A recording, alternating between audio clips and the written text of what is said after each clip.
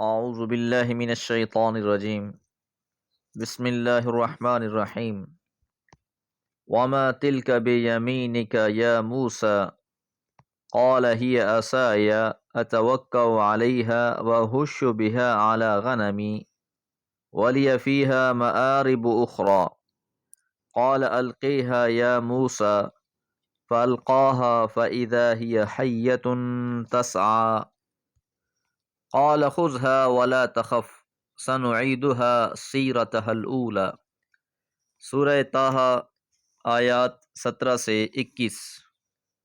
پچھلی آیات مبارکہ میں ہم نے یہ بات جانی کہ حضرت موسیٰ علیہ السلام انگارہ لینے گئے اور وہاں اللہ تعالیٰ نے ان سے کلام کیا۔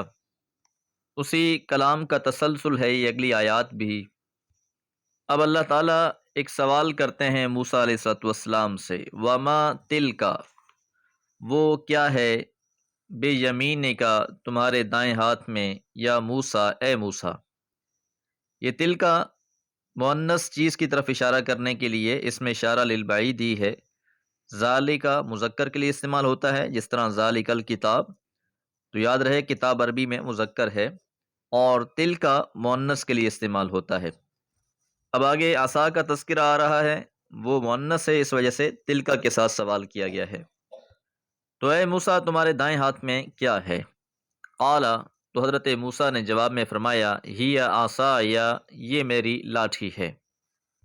گو جواب اسی بات میں ہی مکمل ہو چکا تھا، لیکن آپ نے مزید تفصیل بیان فرمائی، اتوکأ علیہا، میں اس پر ٹیک لگاتا ہوں، اتوکأ میں ٹیک لگاتا ہوں، علیہا اس لاٹھی پر، وأہش بہا علی غنمی، اہش اور میں ہانکتا ہوں، بہا اس کے ذریعے سے، علی غنمی اپنی بھیڑوں کو بھی۔ اور بعض نے اہش سے مراد پتے جھاڑنے کے لیے ہیں، تو مراد یہ ہوگی کہ میں اس کے ذریعے اپنی بھیڑوں کے لیے پتے جھاڑتا ہوں۔ ولی، اور میرے لیے، فیہا اس میں، معارب اخری اور بھی بہت سے فائدے ہیں۔ تو یہاں سے یہ صاف بات محسوس ہو رہی ہے کہ موسیٰ علیہ السلام نے صرف سوال کا سیدھا سا جواب دینے کے بجائے جواب کو تفصیل کے ساتھ بیان کیا۔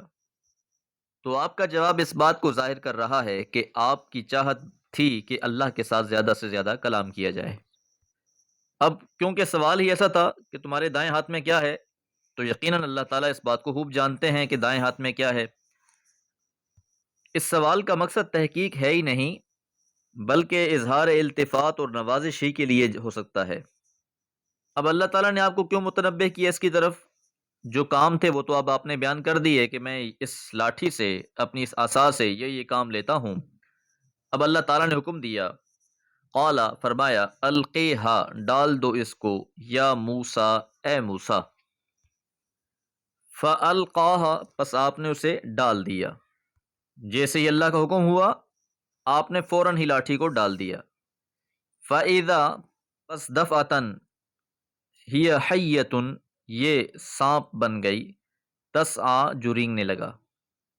تسعی لفظ سعی یسعی سے ہے، اور سعی یسعی سے لفظ سعی بھی ہے۔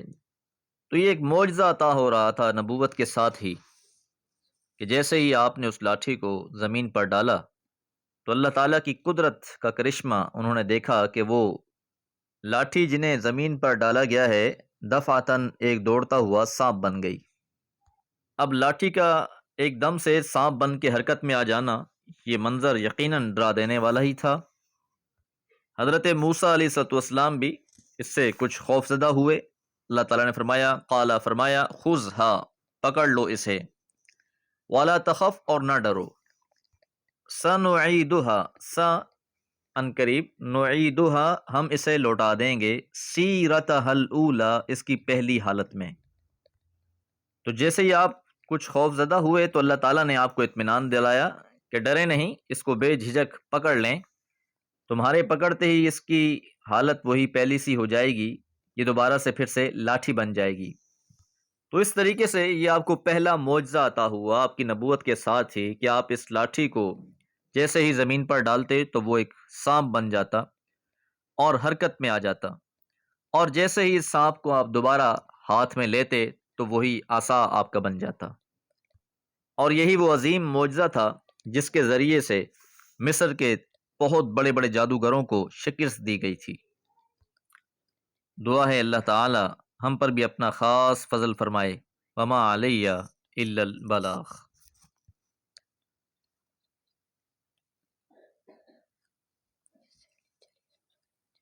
اعوذ باللہ من الشیطان الرجیم، بسم اللہ الرحمن الرحیم۔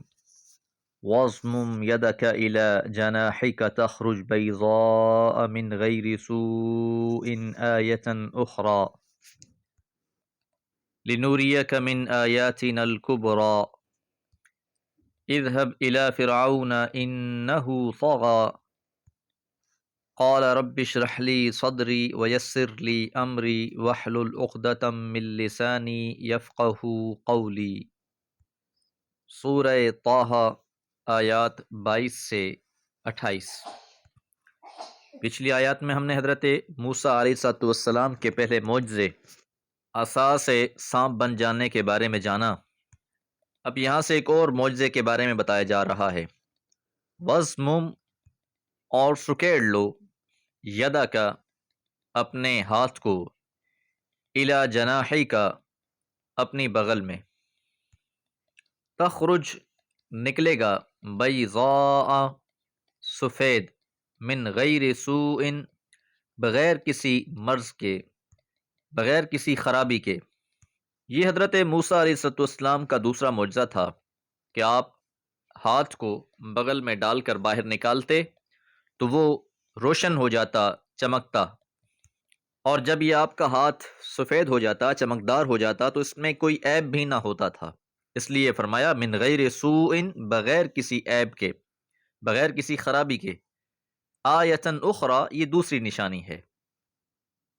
اردو ادب میں بھی ایک مصطلح استعمال ہوتی ہے، ید بیضاء، سفید ہاتھ، تو اس سے مراد بھی یہی معجزہ لیا جاتا ہے، اسی طرف اشارہ ہوتا ہے۔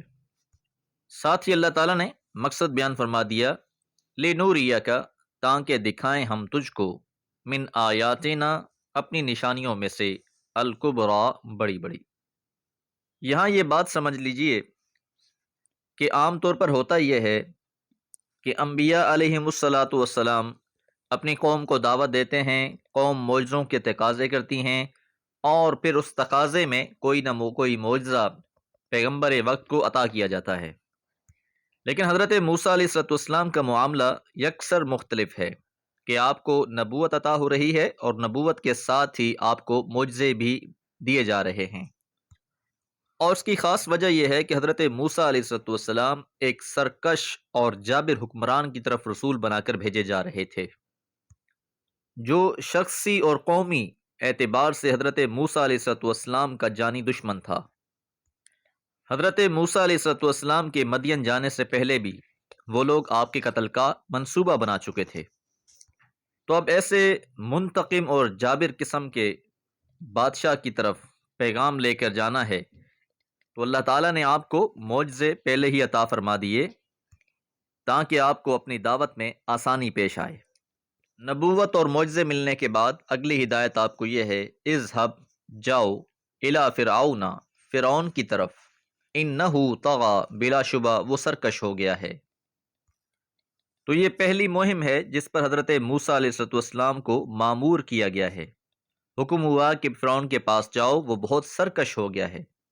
فرعون کی سرکشی کی تفصیل سورہ اعراف میں بھی گزر چکی ہے کہ وہ اپنے ظلم میں اتنا آگے بڑھ چکا تھا کہ اپنے آپ کو مصریوں کا رب اعلیٰ کہتا تھا۔